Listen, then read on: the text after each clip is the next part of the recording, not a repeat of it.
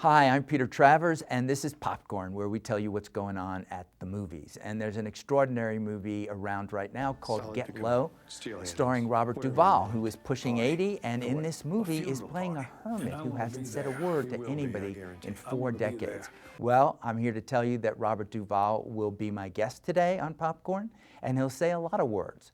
But before he does, let's take a peek at Robert Duvall in Get Low.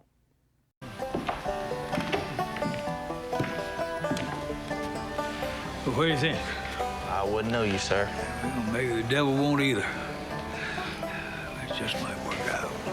Well, now where are the shoes? Normally people don't wear shoes in a casket, so.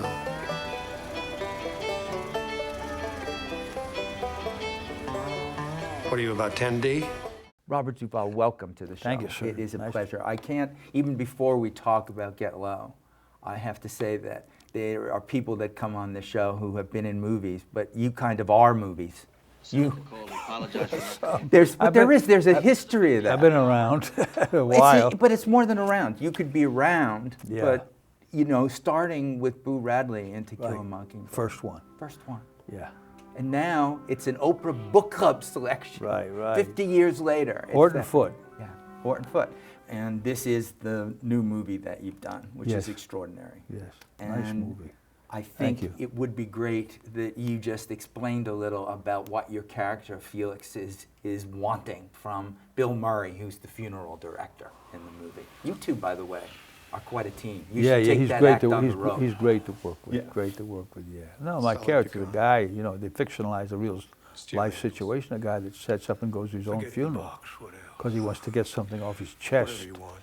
that's driven him into this hermetic way of living. You know, so. But he has this thing with the funeral director. You know, I guess Bill Murray's character, like he said, everybody in Chicago is dying like flies, but down here nobody's dying. I need the business.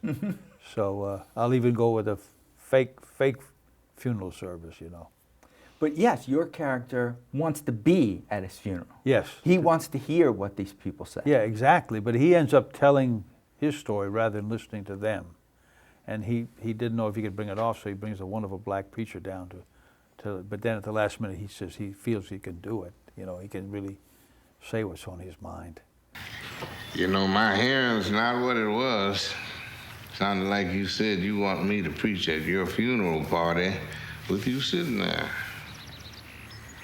Yes, sir. Who were you, because I want to get to this inspiration, who you look to play Felix in Get Low? Like, if you're not looking at other movies or other actors who are playing hermits, what hermits can you hang around with? I know. Yeah, because they don't want you there. I don't know any. Yeah. I find a lot of hermits, not that so much like this character, but a lot of hermits, when they come out, all they do is talk. Just talk a lot, and then they go back into their solitude. But my guy's kind of a mix, you know. I didn't really study anybody. I didn't particularly go after an accent. I just let maybe a flavor of what my family is in Virginia take over, kind of, just a little bit. You've been wanting a shot at sales. As of right now, you're on commission. Remember, foot in the door, establish trust, and drop the hammer.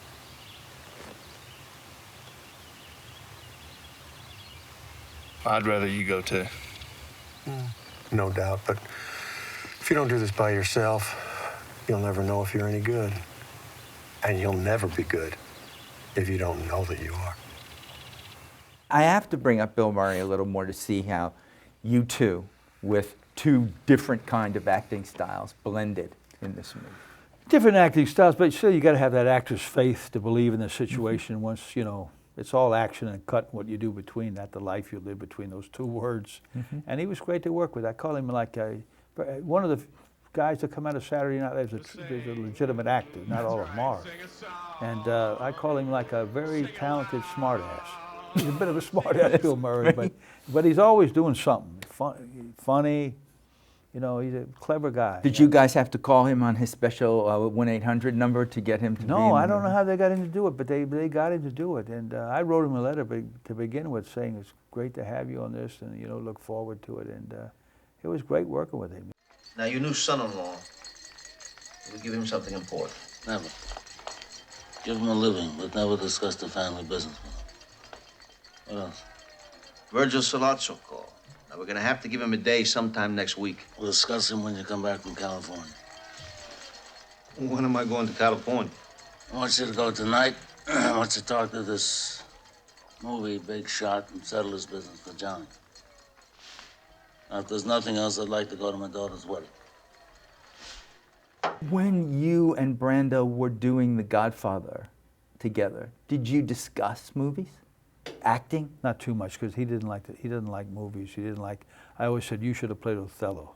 You'd have been a great Othello. He didn't want to hear about it. He didn't like theater anymore. He didn't like movies. I don't know what he liked, the guy. I guess he got a bit jaded with all those great talents he had. But we had a great time, and he loved Jimmy Caan, because Jimmy Caan funny and tells jokes, and we had a good time, especially Godfather 1, doing that, you know. But we didn't talk much about movies or anything. With old Brando, he was a character. I just always wonder, because the temptation is to bring it up. If I'm talking to you about The Godfather, well, to me, 1 and 2, Brando didn't appear in part 2 anyway. You know, he decided, no, I'm not going to show up in it. Right. But the temptation to just ask him maybe about the early days in theater or in Streetcar. Hey, Stella!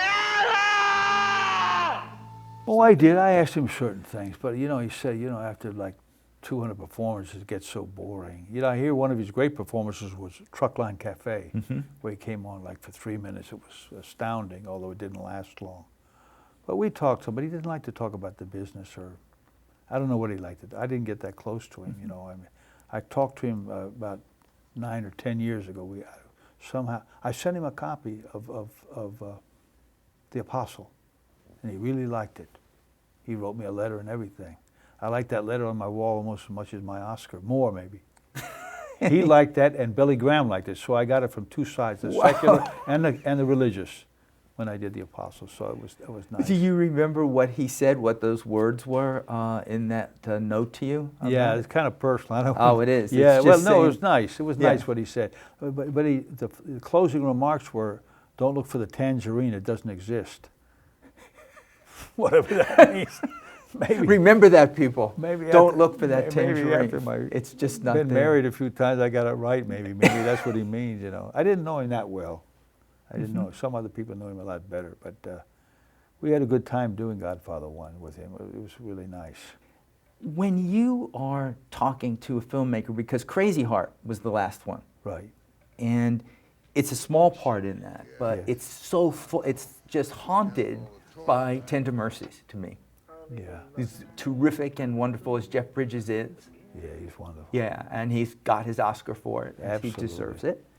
And you're there with him, where this movie is so haunted by Matt Sledge and Tender Mercies. Did you and Jeff Bridges have a conversation about how you approached the part you played in Tender Mercies? You never discussed? No, never did. No, once, you know, no. I'd just be so tempted. No, no. If I had you there. Yeah. No, we just, you know. He and T-Bone Burnett did a lot of talking, did the music, and Scott. You didn't hum him a little song or something? No. None of that stuff. Well, you know, when I sang that song at the end, Billy Joe Shavers wrote that. And then Billy Joe Shavers called me and thanked me that I did that. I said, and then I found out, I see why he thanked me, because they had to pay him $40,000 for that. Otherwise, I shouldn't have. I would open my mouth with another song had I known that. I just came to me to do it at the moment. Do that one, yeah. I bet there was a thank you for that one. Yeah. That was it. If you'll just hold the ladder, baby, I'll climb to the top.